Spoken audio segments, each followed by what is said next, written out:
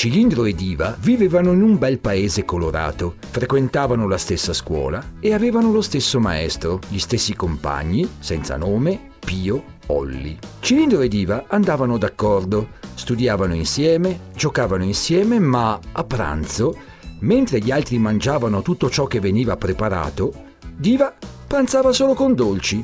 Cilindro divorava cioccolatini a forma di carota.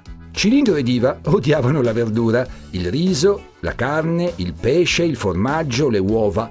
Gli altri compagni cercavano di convincerli a mangiare proteine, carboidrati, frutta e verdura.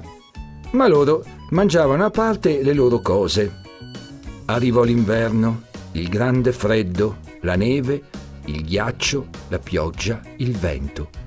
Senza nome Pio e Olli non si ammalarono, invece Cilindro e Diva furono costretti a rimanere a letto, ammalati.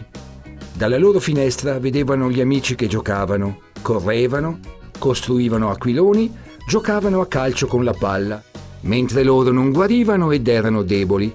Il maestro era preoccupato, anche i compagni erano preoccupati, anche i banchi erano preoccupati perché erano sempre vuoti. Tutti erano tristi senza di loro, tristi, molto tristi. Il maestro pensò a come poterli aiutare. Mandò i compagni a casa di Cilindro e Diva per convincerli a mangiare cose che li guarissero.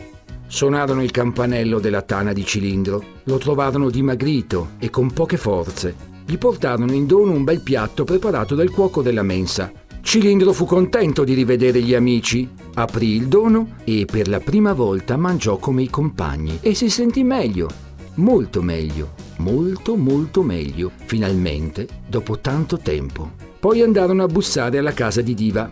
Portarono lo stesso prezioso dono. Diva si commosse di gioia.